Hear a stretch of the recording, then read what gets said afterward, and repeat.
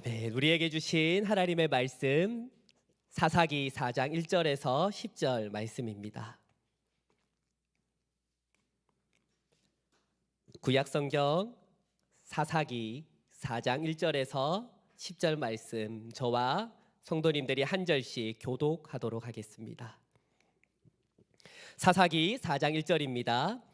에훗이 죽으니 이스라엘 자손이 또 여호와의 목전에 악을 행하매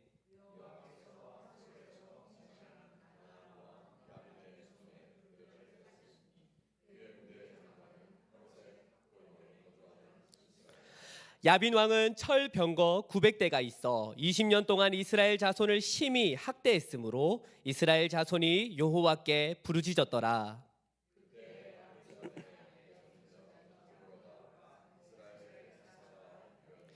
그는 에브라임 산지 라마와 베델 사이 드보라의 종려나무 아래에 거주하였고 이스라엘 자손은 그에게 나아가 재판을 받더라.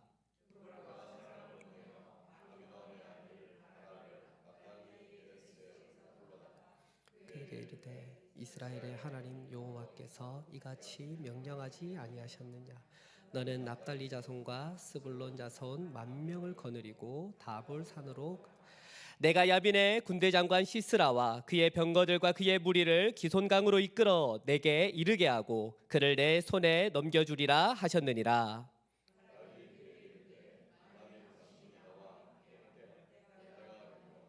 만일 당신이 나와 함께 가지 아니하면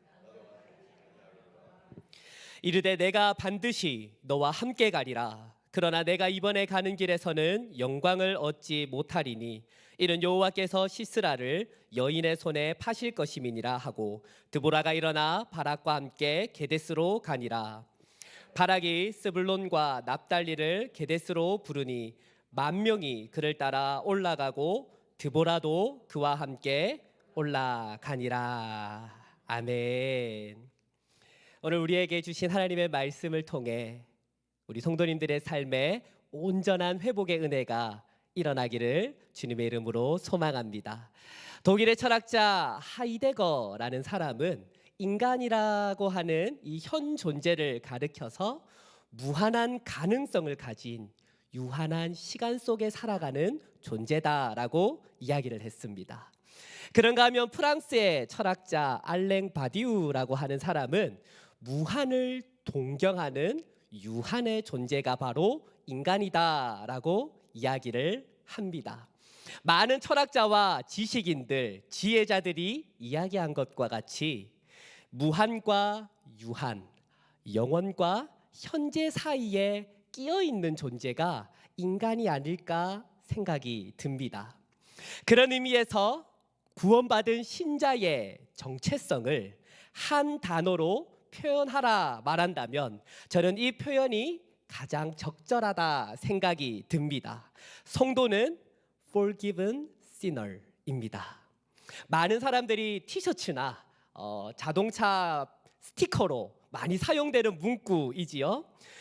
이것은 하나님의 은혜로 구원받은 성도의 상태를 잘 보여주고 있습니다. 인간에게는 무한한 가능성의 지평 때문에 영원성을 가지는 것이 아니라 무한한 의식의 사고 속에서 인간이 무한한 영원성을 가지는 것이 아니라 우리 인간은 오직 그리스도를 믿는 믿음으로 말미암아 영원함을 소유할 수 있습니다. 그것이 forgiven이라는 단어에서 나타납니다.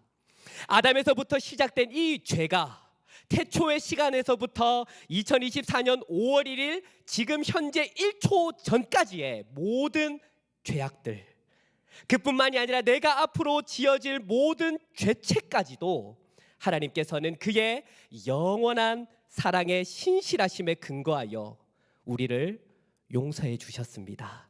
따라서 나는 용서받았습니다. 앞으로도 나는 용서받았습니다 라고 믿음으로 고백할 수 있는 것입니다. 그렇지만 여전히 인간은 유한합니다. 그렇기에 우리는 오늘 또 넘어졌으며 내일 또 넘어질 겁니다. 그래서 I am forgiven but still a sinner. 나는 그리스도의 은혜로 용서받았지만 여전히 내 안에는 죄성이 살아있는 유한하고 연약한 죄인입니다 라는 고백을 할 수밖에 없는 존재가 인간이란 말입니다. 인간의 이러한 정체성의 원리는 죄로 인해 우리가 경험하는 고통에서도 동일하게 적용됩니다. 우리는 영원한 고통과 유한한 고통 가운데 살아갑니다. 인간에게 있어 영원한 고통이란 바로 하나님과의 단절입니다. 성경은 그것을 가리켜 영원한 죽음, 음부, 좌절, 비참함과 같은 단어로 표현하고 있습니다. 그러면서도 또한 인간은 유한한 고통 속에 신음하며 살아갑니다. 몸이 아프고요, 마음이 답답하고 정신적으로 너무 스트레스를 받으면서 고통스럽게 살아가지요. 결국 인간의 실존은 두 고통의 시간을 지나가는 절망으로 점철되고 이어지게 되는 것입니다. 그러나 하나님의 은혜로 구원받은 우리에게 고통은 어떤 의미입니까? 우리는 더 이상 영원한 고통을 두려워할 이유가 없습니다. 예수 그리스도께서 우리의 중보자가 되시기 때문입니다. 성령님께서 우리와 함께 하시며 날마다 우리의 삶을 인도해 주시며 우리와 함께 하시기 때문에, 그래서 우리는 영원한 심판대 앞에서의 그 시간이 두려움과 절망과 비참함의 시간이 아니라 위로가 되고 안식을 얻으며 기쁨을 경험하게 되는 시간입니다. 하지만 우리는 여전히 유한한 고통 속에서 살아가지요. 많은 사람들이 이 유한한 고통 가운데 하나님께 질문합니다. 하나님이 선하다고 하시면서, 하나님 나를 사랑한다라고 말하시면서 왜 내 삶 가운데는 여전히 아픔이 있습니까? 왜 여전히 고통스럽습니까? 하나님, 내가 하나님을 얼마나 잘 믿는데요, 예배도 잘 드리고 헌금도 잘하고 교회 헌신도 잘하는데 왜 이런 나에게 이런 고통을 주십니까? 우리는 이 질문을 하기에 앞서 진지한 의문을 가져보아야 합니다. 여러분, 정말 고통이 다 나쁜 것일까요? 정신적 고통이 있기에 인간은 지금 내가 가지고 있는 이 현재 상황의 부조리와 무질서를 알아차릴 수 있는 것입니다. 인간은 육체적 고통을 경험하기 때문에 보다 심각한 질병을 예방하고 치료받을 수 있습니다. 이러한 측면에서 바라본다면 고통은 죄로 인한 저주일 뿐만이 아니라 때때로 하나님의 은혜가 됩니다. 따라서 20세기 최고의 기독교 변증가 중에 한 사람인 C.S. 루이스는 이 고통이라는 것을 가리켜서 하나님의 메가폰이다라고 말했습니다. 이러한 관점으로 사사기를 본다면 이스라엘을 억압하고 이스라엘을 괴롭히는 이방인들의 존재는 어쩌면 하나님의 은혜의 수단입니다. 하나님께서는 이방인들이 이스라엘 백성들의 옆구리에 가시가 될 것이다 라고 말씀하셨으며, 그들의 이방신은 이스라엘 백성들의 올무가 될 것이다 라고 말씀하셨어요. 여러분, 옆구리의 가시와 올무는 그 자체로 저주입니다. 그러나 죄로 인해 넘어질 수밖에 없는 인간들에겐 오히려 이 가시와 올무가 축복이 될 수 있습니다. 가시와 올무로 인해 하나님을 찾을 수 있고 하나님께로 돌아올 수 있기 때문입니다. 여러분, 마치 우리가 배가 아프고 열이 나면 약을 먹거나 병원에 가서 치료를 받는 것과 마찬가지로 이스라엘 백성들이 이방인들 때문에 아파하고 신음하는 그들의 고통이 오히려 그들의 시선을 하나님께로 되돌리며 하나님의 은혜를 구할 수 있는 방편이 된단 말이지요. 그러나 여러분, 고통은 가능한 피해야 합니다. 또한 우리는 이 고통을 소망으로 이겨내야 하며 믿음으로 싸워 이겨야 합니다. 이러한 승리를 우리는 회복이다 말합니다. 고통이 영원성과 유한성을 가지고 있기에 그것을 역전시키는 생명과 회복 또한 영원성과 유한성을 가지고 있습니다. 우리가 기도하고 간구하는 회복 또한 영원한 회복과 유한한 회복이 있습니다. 성경은 분명 우리에게 영원한 생명, 영원한 회복 그것만 바라보고 살라라고 말씀하지 않습니다. 우리는 우리의 삶에서 영원한 안식과 영원한 생명을 소망함과 동시에 오늘 우리의 삶에서 회복의 일들을 도모하고 살아내라라고 말씀합니다. 이 무한과 유한의 회복이 함께할 때 우리의 삶에 온전한 회복이 경험될 수 있는 것입니다. 하나님의 말씀인 성경은 이 회복을 위한 하나님의 약속, 언약의 책입니다. 오늘 본문의 말씀은 하나님께서 이스라엘 백성을 온전히 회복시켜 주시는 은혜를 말씀하고 있습니다. 사사기의 인물들은 마치 우리가 위인전을 읽는 것과 같은 멋진 스토리와 아주 다이나믹한 스토리의 전개를 가지고 있고, 또 우리는 많이 읽고 그 이야기를 들었기에 익숙한 이야기들이 많이 있습니다. 그 가운데 특별히 드보라라는 인물은 굉장히 특별합니다. 많은 여성도님들에게 귀감을 주는 인물이 아닐까 싶습니다. 또한 사사들 가운데 유일한 홍일정이면서 이스라엘을 다스린 지도자가 바로 드보라입니다. 드보라의 이야기에 들어가기에 앞서 우리는 먼저 사사기 이야기의 사이클을 이해할 필요가 있습니다. PPT를 보게 되면요, 여기에 나오는 게 이 동글동글 계속해서 쳇바퀴처럼 돌아가는 게 사사기의 이야기의 사이클입니다. 이스라엘 백성들이 죄를 짓습니다. 이방인들로부터 압제와 억압과 괴롭힘을 당하게 되고요, 이스라엘 백성들은 참다 안 돼서 하나님의 은혜를 구하게 됩니다. 그러면 하나님께서는 사사를 세우셔서 이스라엘 백성들을 구원해 주시는데, 얼마 지나지 않아 이스라엘은 그 은혜를 잊어버리게 되고 또 죄를 짓게 됩니다. 계속해서 사사기는 이 사이클이 반복되는 구조를 가지고 있습니다. 사사기 4장 또한 시작이 무엇입니까? 에훗이 죽고 또 이스라엘 백성들이 하나님께 범죄했다라고 말씀하고 있지요. 사사기 4장에서 범죄한 이스라엘 백성들을 탄압하는 족속은 바로 가나안 족속입니다. 그 가나안 땅을 대표하는 이방 민족 가나안 족속이 사사기 4장에서 이스라엘 백성들을 억압하고 있는 것입니다. 성경은 우리들에게 가나안의 왕 야빈이라는 인물에 대해 이렇게 정보를 제공해주고 있습니다. 사사기 4장 3절 말씀 우리 한 목소리로 읽어보겠습니다. 시작. 야빈 왕은 20년 동안 이스라엘 자손을 심히 학대했으므로 이스라엘 자손이 여호와께 부르짖었더라. 여러분, 야빈 왕에게는 다른 설명이 필요가 없어요. 뭐가 있습니까? 철병거 900대가 있다. 가히 최고의 국방력을 가졌다라고 이야기합니다. 여러분, 당시 이 사사기는요, 인류의 역사로 따져보면 청동기 후반과 철기 초반의 그 시기가 바로 사사 시대입니다. 그것으로 감안했을 때 철로 만든 전차가 900대가 있다라는 것은 오늘날로 말하면 항공모함이 900대다 라는 것과 같은 기동력과 파괴력을 가지고 있는 것입니다.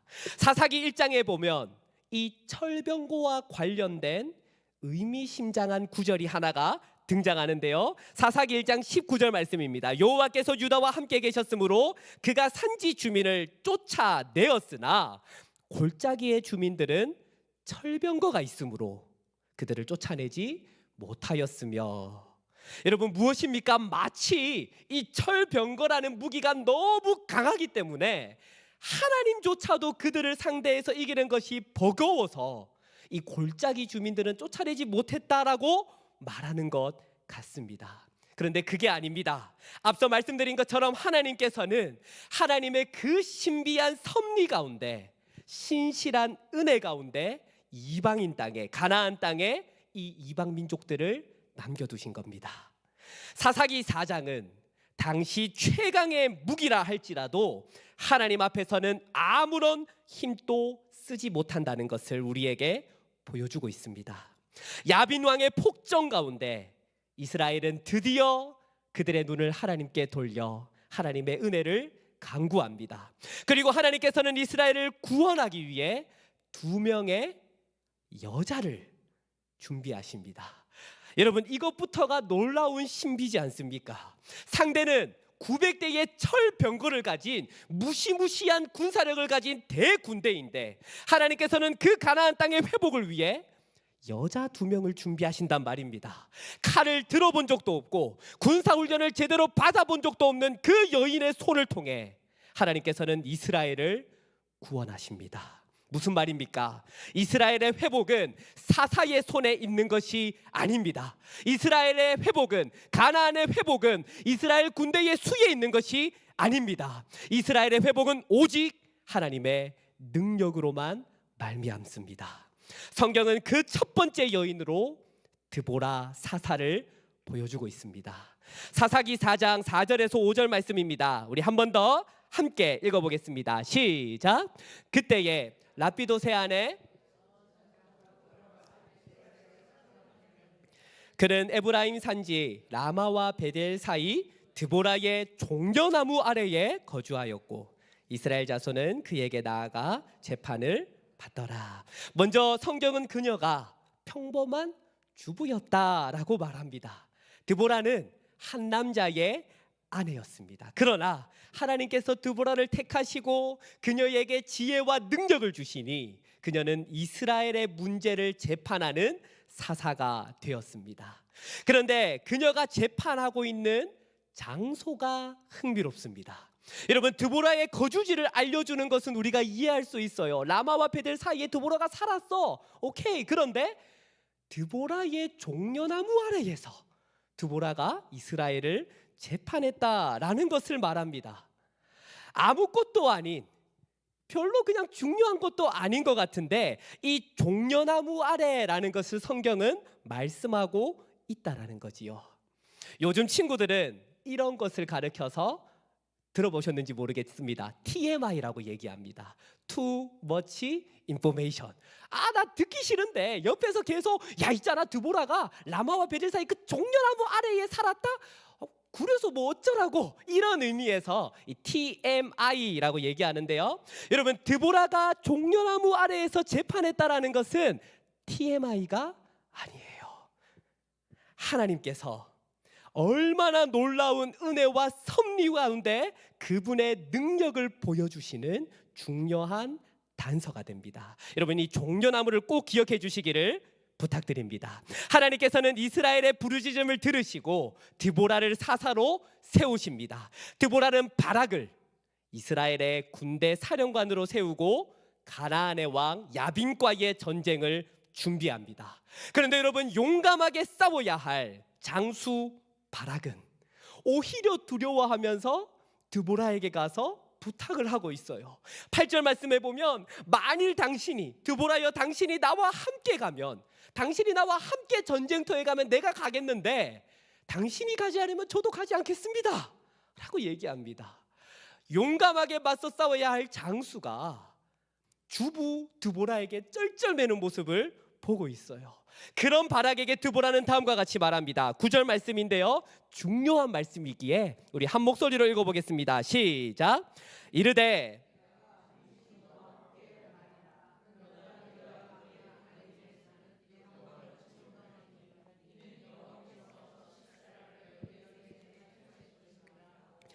드보라가 일어나 바락과 함께 게데스로 가니라. 아멘. 먼저 드보라는 바락에게 내가 반드시 너와 함께 하겠다, 함께 가겠다 말합니다.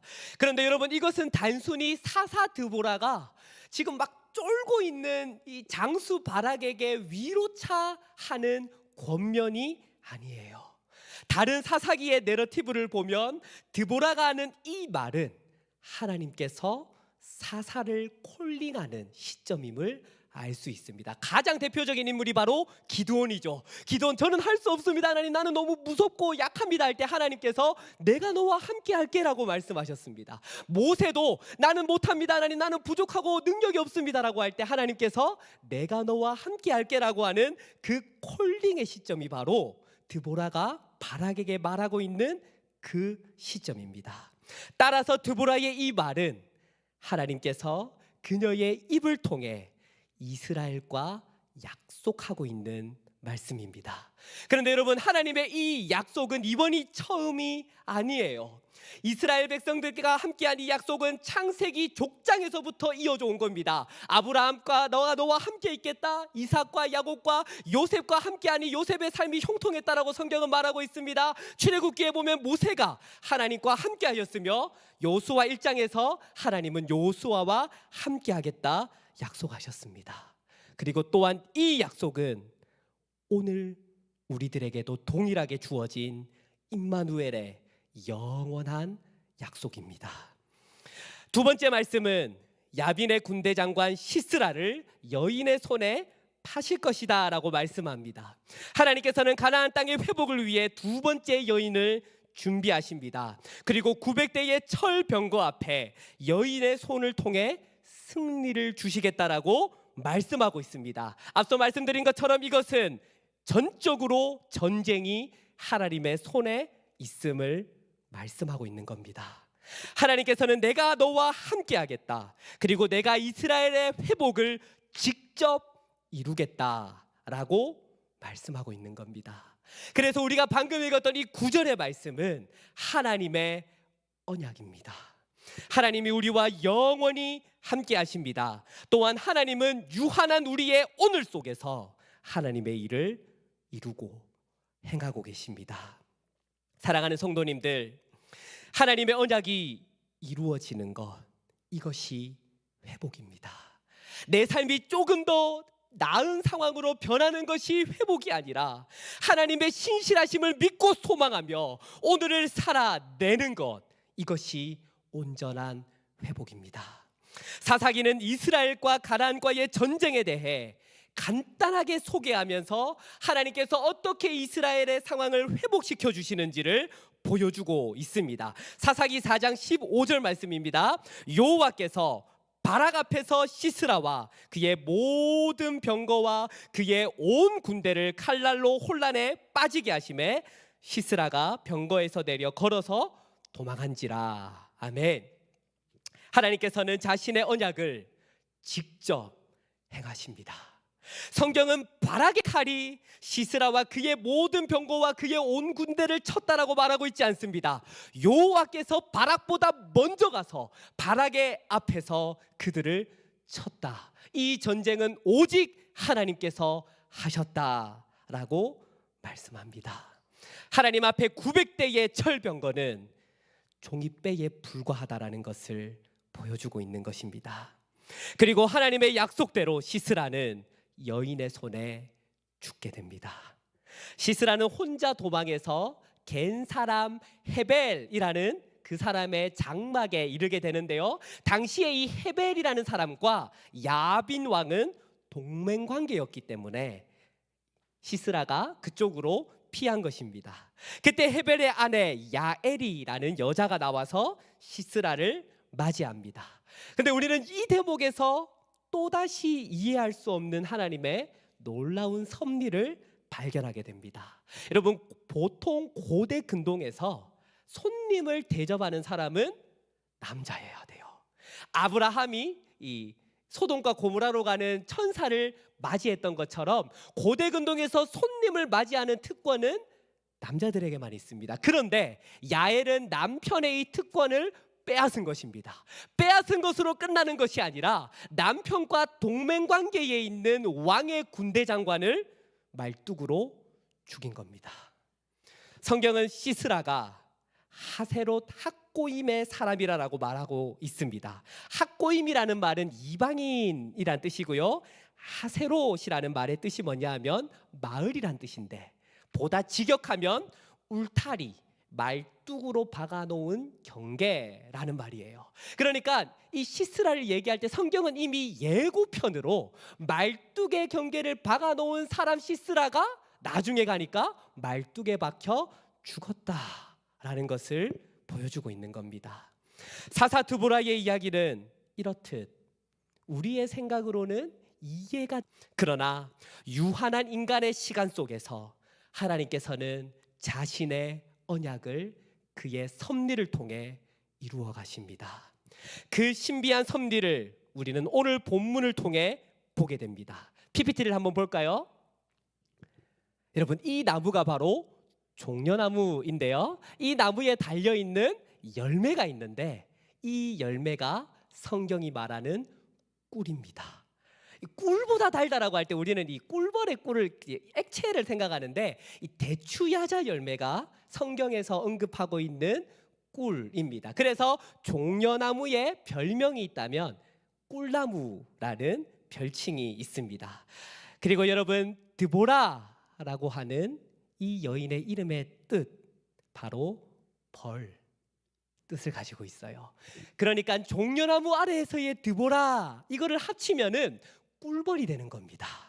여러분, 그리고 또한 시스라를 죽인 여인 야엘, 시스라는 분명 야엘에게 내가 너무 목이 마르니까 나에게 물을 좀 달라라고 얘기했는데 야엘은 시스라에게 물이 아닌 우유를 가져다 주게 되고 그 우유를 먹고 시스라는 잠이 들게 되지요. 여러분, 당시에는 소는 굉장히 귀한 가축이었기 때문에 대부분의 우유는 염소의 젖이었습니다. 그리고 야엘이라는 이름의 뜻이 바로 염소예요. 야엘이 시스라에게 우유를 줬다라는 것은 염소의 젖을 주었다는 의미입니다. 하나님께서는 자신의 언약을 이루기 위해 이스라엘에게 주셨던 이 가나안 땅의 이 유업을 온전히 회복시키기 위해 두 여인을 준비하셨는데 첫 번째 여인은 바로 꿀벌 드보라이고 두 번째 여인은 바로 염소 야엘입니다. 그로 말미암아 하나님께서는 자신의 언약의 회복을 직간접적으로 보여주신 겁니다. 하나님께서 이스라엘 백성들에게 하셨던 언약이 무엇입니까? 이스라엘 백성들이 40년간의 그 힘든 광야 생활을 하는 가운데 그들을 위로하고 때로는 치리하시면서 그들의 발걸음이 계속해서 가나안 땅으로 향할 수 있게 만들었던 하나님의 언약이 무엇입니까? 레위기는 그의 언약을 간단하게 이렇게 말씀해주고 있습니다. 레위기 20장 24절 말씀 다 같이 한 목소리로 읽겠습니다. 시작. 내가 전에 너희에게 이르기를 내가 그 땅 곧 젖과 꿀이 흐르는 땅을 너희에게 주어 유업을 삼게 하리라 하였노라. 나는 너희를 만민 중에서 구별한 너희의 하나님 여호와니라. 아멘. 하나님께서 출애굽한 이스라엘 백성들 시내산에서 언약을 주면서 이제 내가 너희의 하나님이 되고 너희는 나의 백성이 되겠다라고 말씀하시면서 계속해서 이스라엘 백성들에게 주셨던 하나님의 언약은 바로 젖과 꿀이 흐르는 그 가나안 땅을 너희에게 줄게. 그 약속을 하나님께서는 비록 이스라엘의 죄로 인해 더 이상 그 가나안 땅에 젖과 꿀이 흐르지 않기에 다시 이스라엘 백성들이 젖과 꿀을 맛볼 수 있도록 드보라와 야엘을 통해 하나님께서 직접 그 가나안 땅 가운데 하나님의 언약을 회복시키는 것을 우리에게 보여주고 계시는 겁니다.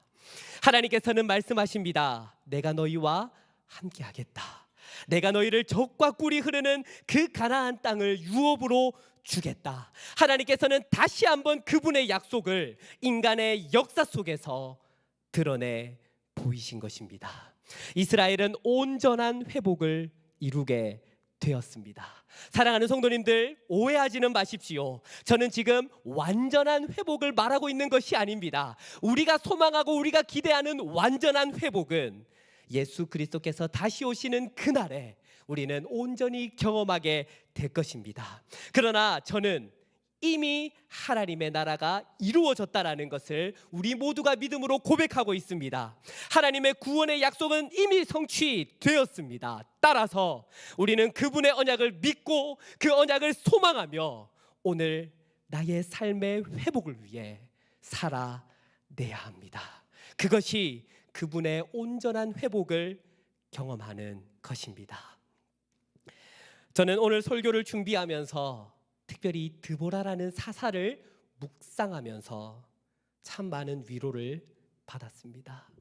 왜냐하면 이 드보라라는 사사가 목사와 많이 닮았다는 생각을 했기 때문입니다. 저는 정말로 목사로서 우리 사랑하는 성도님들에게 도움을 드리고 싶습니다. 특별히 저는 많은 설교를 준비하지만 수요일 설교가 개인적으로는 가장 부담이 돼요. 가끔씩 담임 목사님께서 출타하셔서 주일 설교를 해야 될 때도 부담이지만 솔직히 그것보다 더 부담이 되는 것은 수요일입니다. 왜냐하면 성도님들께서 오늘 하루 얼마나 바쁘고 힘들게 사셨는데 이 자리에 나와서 하나님의 말씀을 사모하고 그 말씀을 통해 위로받고 회복되기를 간절히 바라는 그 간절함과 갈망을 저는 잘 알고 있기 때문에 그렇습니다. 그렇기 때문에 저는 목사로서 정말 성도님들에게 실질적인 도움을 주고 싶습니다. 만약 저에게 몸이 아파서 누군가가 전화한다면 제가 직접 가서 주사를 놔드리고 싶고요, 제 손으로 직접 여러분들을 수술해서 그 아픈 몸을 치유하게 만들고 싶어요. 그런데 저는 그렇게 할 수 없는 아무런 기술이 없습니다. 여러분들 중에 사업이 힘들어서 눈물을 흘리면서 기도하고 계신다면 저는 그분들에게 올해는 이 주식을 한번 사보십시오. 이번에는 여기 한번 투자해보세요. 이 땅 사면 무조건 이 땅 가격 올라갑니다. 이번에는 이 장사 한번 해보세요라는 실질적인 정보를 드리고 싶은데, 그러나 저에게는 그런 지식이 하나도 없습니다. 누군가 저를 찾아와서 삶이 너무 힘들고 괴롭고 고통스럽습니다라고 말하면 저는 그분을 상담해드리고 그분의 필요를 채워드리면서 그분의 회복을 도와드리고 싶지만 저에게는 상담 사이의 자질도 그 필요를 채워드릴 재물도 없습니다. 저는 그저 그런 성도님들의 기도의 요청 앞에 기도하겠습니다. 하나님의 말씀은 이렇습니다. 성경은 이렇게 말하고 있어요. 주님의 약속은 우리에게 이렇게 말합니다. 이런 말밖에 할 수 없습니다. 드보라가 직접 그녀의 손에 칼을 쥐는 것이 아니라 말만 하고 있는 것처럼 저는 여러분들에게 말밖에 할 수 없는, 설교밖에 할 수 없는 목사란 말입니다. 그래서 누군가의 반응처럼 아이고 목사님 말이라도 감사합니다 라는 그 말에서 알 수 있듯이 목사는 어쩌면 아무런 실용성 없는 그저 말뿐인 설교를 준비하면서 하나님의 말씀을 전할 뿐입니다. 그것밖에 저는 할 수 있는 게 없습니다. 그래서 여러분들에게 참 죄송해요. 그러나 여러분, 저는 이것을 통해 하나님의 온전한 회복을 경험할 수 있다라고 굳게 믿습니다. 왜냐하면 이 말씀이 하나님의 언약이기 때문입니다. 오직 하나님의 말씀만이 여러분들의 고통의 절망에서 여러분들을 다시 살릴 수 있는 회복의 능력이 되기 때문입니다. 따라서 나이 어린 목사의 입술을 빌려 선포된 이 하나님의 말씀을 통해 오늘 나에게 주어진 삶을 살아낼 수 있는, 내일을 마주하며 살아낼 수 있는 힘을 얻을 수 있습니다. 왜냐하면 하나님의 언약은 말뿐인 위로가 아닌 진리이기 때문입니다. 하나님의 섭리는 신기한 소설이 아니라 하나님의 존엄하신 능력입니다. 비록 우리의 눈은 그것을 볼 수 없다 할지라도, 우리가 그것을 느낄 수 없다 할지라도 하나님께서는 자신의 섭리로 회복의 언약을 지금 또 이루어 가십니다. 성경이 말하는 하나님 나라의 회복은 분명한 사실이며 또한 분명히 경험할 미래입니다. 이것을 믿기에 우리는 고통 속에서 다시 하나님을 찾으며 그분의 이름을 부르짖습니다. 그리고 그 은혜 가운데 그 영원한 소망을 가지고 우리는 말씀 가운데 다시 하나님의 말씀을 붙들며 살아낼 수 있는 것입니다. 사랑하는 성도님들의 삶 가운데 고통스러운 일들이 있으십니까? 제가 여러분들에게 실질적인 도움은 줄 수 없다 할지라도 여러분들에게 다시 말씀드리는 것은 기억하십시오. 하나님이 우리와 함께 하십니다. 하나님이 반드시 그분의 능력의 손으로 자신의 언약을 신실하게 이루어 가실 겁니다. 부족한 저의 설교가 여러분들의 삶의 위로가 되기를 주님의 이름으로 소망합니다. 기도하겠습니다. 사랑의 하나님, 우리는 연약한 인간입니다. 날마다 죄로 인해 넘어지며 고통 가운데 신음하며 살아갑니다. 그런 계속되는 비참함 가운데 하나님께서는 어떻게 나에게 이러실 수 있습니까? 라는 때로는 무례한 질문을 가지고 하나님 앞에 서기도 하는 유한한 존재가 우리입니다. 그러나 하나님께서는 그런 존재를 불쌍히 여기시며 내가 언제나 너와 함께하겠다 말씀하십니다. 또한 하나님께서는 우리의 이 연약한 삶을 통해, 우리의 이 유한한 삶을 통해 하나님의 놀라운 일들을 행하십니다. 하나님, 특별히 우리 하나로 교회 가운데 주님의 놀라운 섭리가 이루어지기를 소망합니다. 하나님, 주님의 통치를 기대합니다. 하나님, 우리 한 사람 한 사람을 붙들어 주시며 주님께서 인도하여 주시옵소서. 하나님, 이 고통의 골짜기가 다 지나간 후에 우리가 하나님의 영광과 하나님께서 하신 놀라운 은혜를 기쁨으로 찬양할 수 있는 우리 하나로 공동체가 되게 하여 주시옵소서. 이 모든 말씀 예수님의 이름으로 기도드립니다. 아멘.